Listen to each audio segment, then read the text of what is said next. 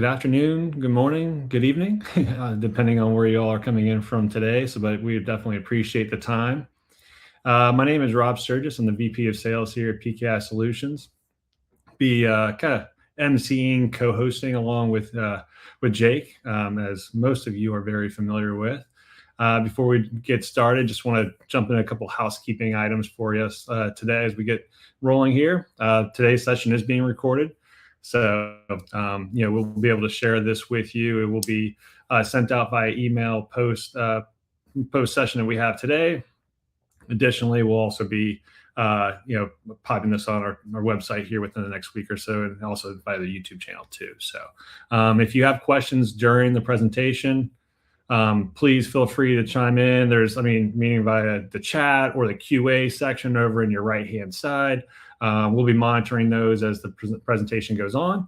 And then as far as additional resources too, there is you have your left side of the screen. There's also resources. There is a PKI health check that you all can download today as well. So highly recommend that. As we get started, again, today's session is going to be focusing on PKI at Crossroads. So the goal is to really just highlight a lot of the hot topics we continue to hear while we're here at PKI Solutions, whether it's from prospects, customers, just in regards to some of our client engagements as well too. And so as we go through that, we'll be jumping into some AI, post-quantum cryptography, to PQC, which is still a hot item, of course, and then kind of what else we're hearing within the market today too. So with all of that, I will hand it over to Jake so he can introduce himself further and kind of kick things off for us. So Jake, thanks. So I heard your introduction, Rob. I think a lot of you that have been here in the past may know me.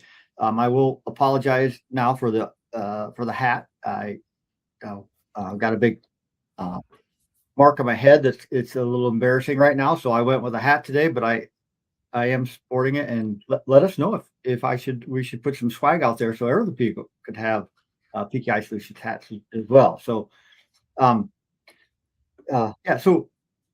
like always, as we go through the slide today, I really love the feedback we get from everyone on the topics and whatnot. But what we're always trying to bring in, or what I'm trying to bring in, is I'm talking to clients every day, and then also watching trends and watching the news and all the things. And so I'm trying to bring out what I'm hearing, and I think a lot of us are hearing it right now as well. So hopefully these kind of land with everyone. And but please do let us know if one topic is more interesting than the other, and if there's a certain topic we'd like to go in deeper in the future, or maybe turn into a blog or whatever. I always love that feedback.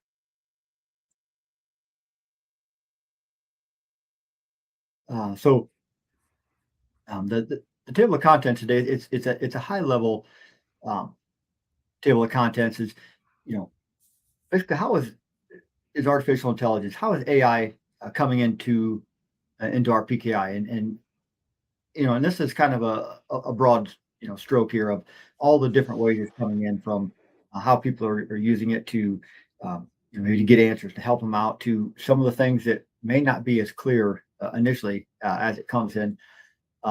Post quantum is still a hot topic, but maybe not like I'll touch on, maybe not as hot as it has been, or maybe even should be. And then last on the what's new, kind of touch on some things that just have popped this week, and then some of the other things that have changed since our last webinar, and the last time I was on to speak with you, that some of the things that used to be set in stone in our field aren't as stone any longer. So we'll touch on those as well.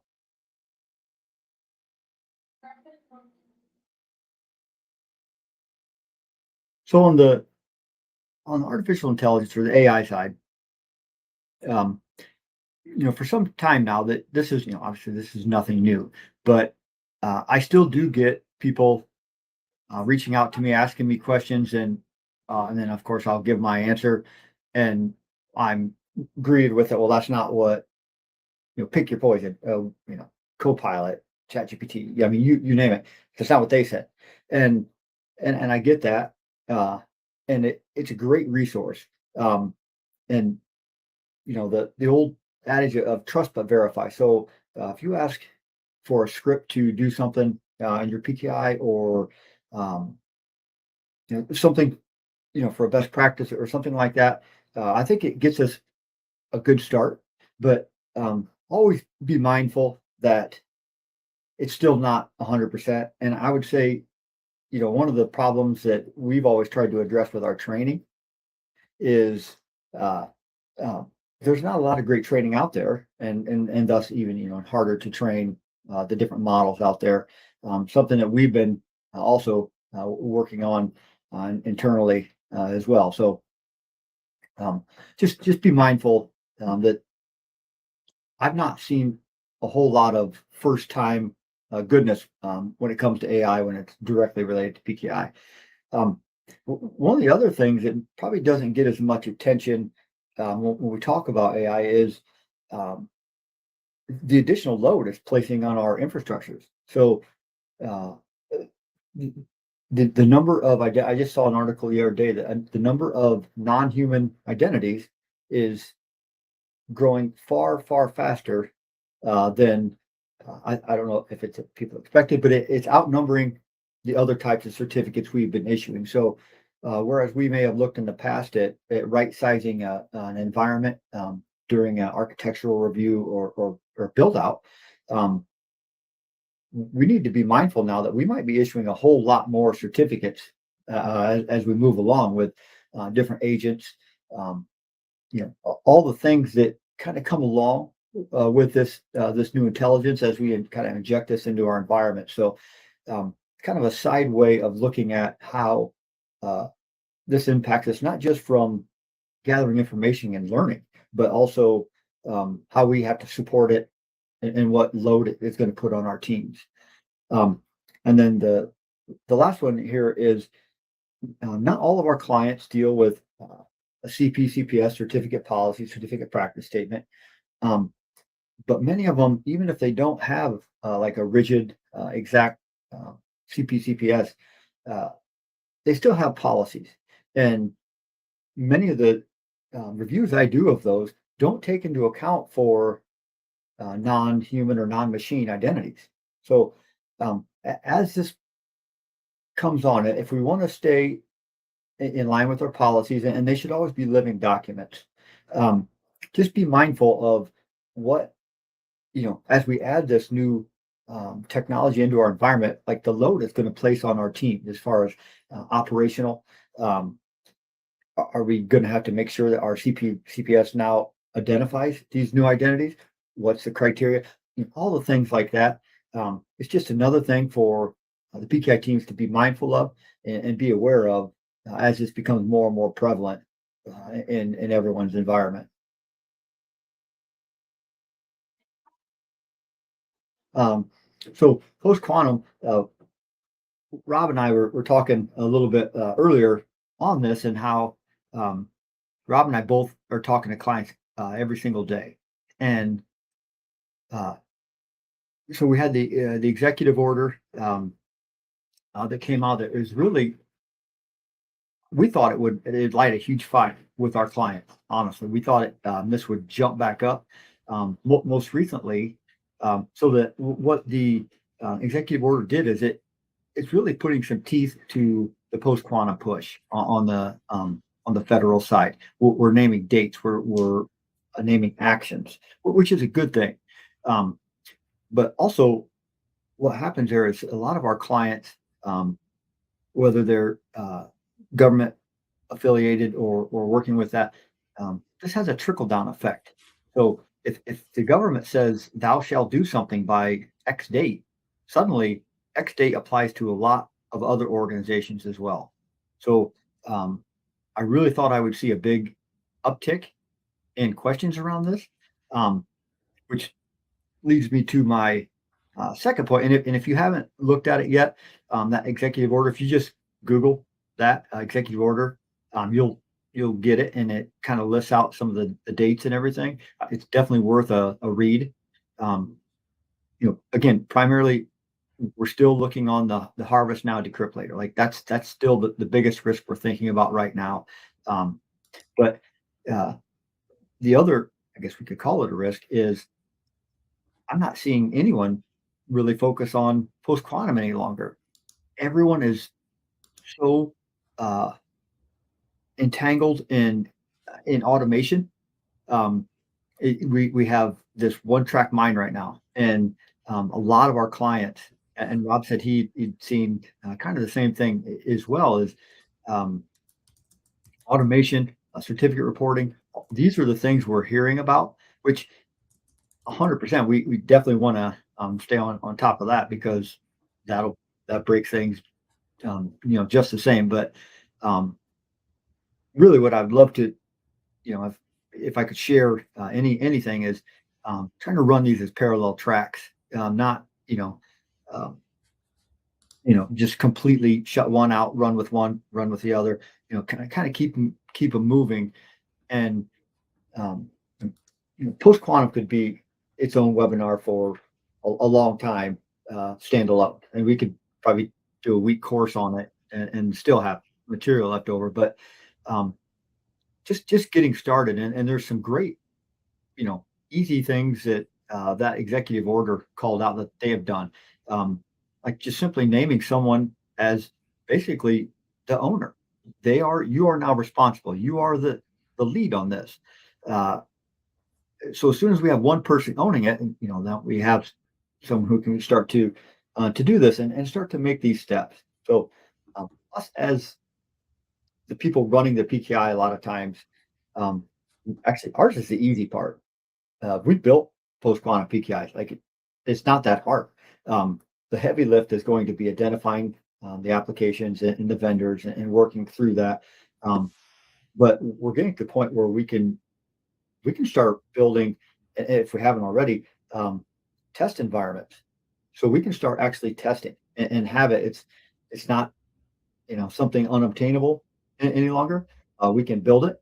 Um, and get it into our environment and demystify it a little bit. And I also wanted to take this point.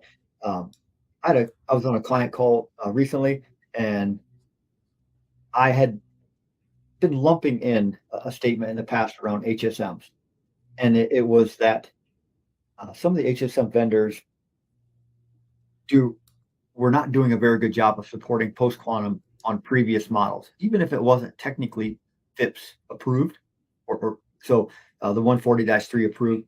Um, and I need to be more specific on that. So uh, Talus and Luna's, um, they did take their existing models, the 7 series, and you put the right firmware on it, and it is FIPS approved. So I just wanted to call that out real quick because I had made some generalizations in the past, um, like some of the other vendors, but I did want to call that out. And it's also an easy way at times for us to get into the post quantum space because we're suddenly offloading um, those cryptographic functions to our HSMs.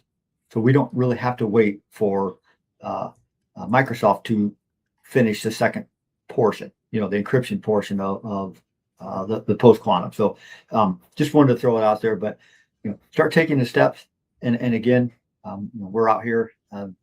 Always love questions and everything like that. Go to the next slide then. Hey, before we jump over, we got a couple questions that are Okay. kind of in regards to PQC, Jake. Yeah. Mick asked, what services processes do you think will adapt PQC certs first in the real world? So, I think as far as, probably industries or certain sectors within would be my assumption around that one. What I've been seeing, and if anyone out there isn't doing it now, I have a lot of Google alerts set, so I get alerts all the time for different things, and um, my hope and what I'm seeing the most of, and I think it's rightfully so, it comes down to the network vendors. Like we have to, we have to keep the network and the traffic, has to support it. So I'm seeing things with with Cisco and Palo Alto, and all of these where they're teaming up with other um, vendors to do this. I sure hope they continue this, because I mean they are the backbone, right? If we're not communicating, it's all kind of for naught. So that's the area that I see as being the most important. But also, I am seeing good articles and news about that they seem to be getting on board with it. Yeah, definitely. And yeah, I think there's, I know we have question and answer at the end, but I thought these were very relatable based off of what you're discussing right now. And I didn't want to go too far down the road of other topics first. And then Thomas also asked you, like, what effects on LTA documents does it have signed with, oops, sorry, I had something blocking my view here. Have if signed with keys of today, which will be broken in a post-quantum world? What's the solution to maintain that document? Yeah, it's gonna, it really that's becomes more of a tangible part of the harvest now, decrypt later. So it would be at risk, or it would need to be either re-signed, um, or something along those lines. There are obviously things out there that are more secure than others, and we're still not 100% certain of when it actually arrives, or if it really has, and we just don't know about it yet. To put my tin foil hat on, but you know, it's just going to be a process of feeling through it, um, and it may become something where we have to encrypt volumes rather than documents, and then and then parse them out like that, just to make sure that we're covered, to go that route. But I also know we work with clients that use applications that are older, and we struggle sometimes with getting current certificates on some of those applications. So they're not, I don't think they're moving very fast. So I think that could be an area that's a little more problematic. Yeah, and I want to throw one more in there just because I feel like make another question, and I think this is something that you and I have heard a lot during conversations with clients and customers, and it's regarding PQC transition. Like, do we have any guides on what organizations can do to perform their initial discovery of certs within the environment to evaluate whether they are PQC ready? And I do think this is a topic you and I have heard plenty of times too in regards to that. And I think I've heard Mark kind of speak to this as well. Is there's a lot of people kind of selling snake oil out there in regards to this. Right. And and I think the best thing is, what we've seen is going through having a full assessment of what your environment is, and really starting to take inventory today. But I'd love to have you expand upon that as well. Is it the idea of chasing certificates to find use case, whatever? There's an old line in Tommy Boy, something about examining a steak. Exactly. So if you remember that movie, but that's kind of how we're looking at it. We've seen some clients go through these, and you end up finding out where your certificates are. Surprised they're not post quantum ready. So really, it comes more down to the use cases and getting that. So top down approach, identifying those is probably going to be a better return on that investment of time and resources. Having that person identified that's going to kind of keep track of it and run it for you, rather than chasing down all these individual certificates. Yeah, no, that's great. I think those are all great topics that have been brought up. And to make sure we have enough time, I think for the next slide, there's some great kind of topics you have brought up. Definitely things that are very present of mind within the past week. So I think we can head over to that next slide and kind of jump into some of those. Yeah. So this last slide is even a little bit more, I won't call off the cuff, but what's new, what's next, and I took some some liberties here in this, in that there was a the recent vulnerability that came out that everyone's probably heard a bunch about, with CertiGhost. So that's been out there. There's lots and lots of articles around it. And anyone who doesn't know or hasn't read it, I encourage you to Google. Like, there's no shortage of responses. But what we're seeing with our clients, and there's a lot of things, like any vulnerability, there's a lot of things have to come or have to line up in order for this, to be impactful.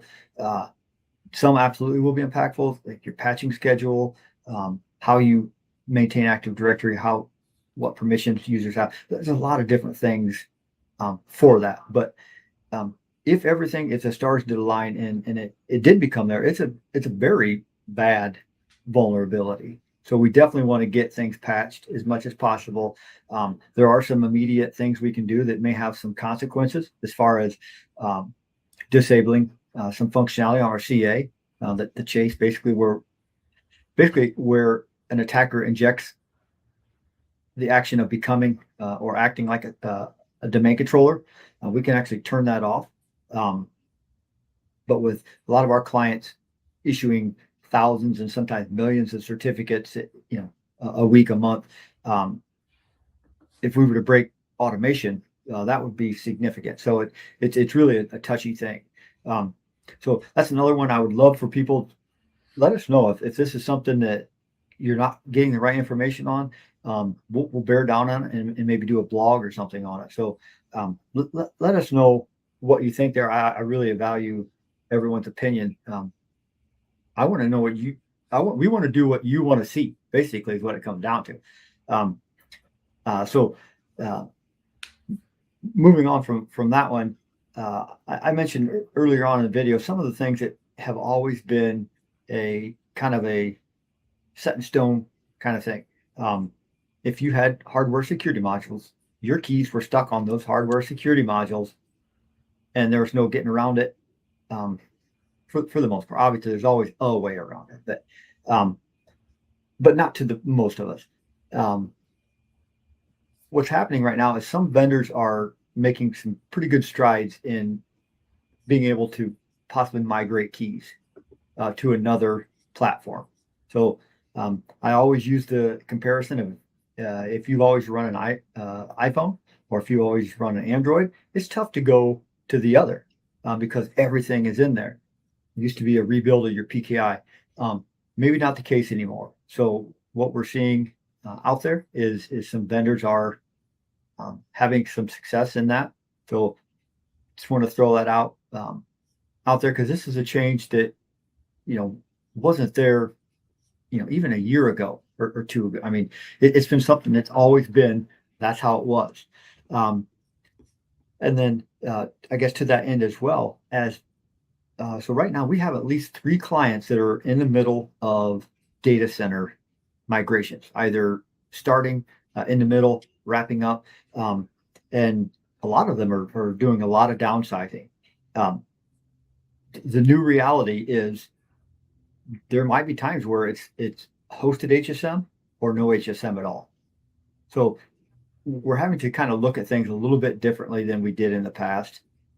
Things that we would have laughed at 5 years ago, it's just, that's how it is now. That's the real world. And Mark Cooper always says take a pragmatic approach, right? We do the best we can with what we have. So if we say we're always going to have our HSMs, or I'm sorry, our keys protected by an HSM, and a hosted option is all we have, that might be what we have to do. So but it's relatively new in our space still for something that has been stagnant or hasn't moved a lot in the past. Lastly, real quick, I want to unintended consequences. As we rush to meet automation and do some other things, I'm seeing some bad habits sneak in.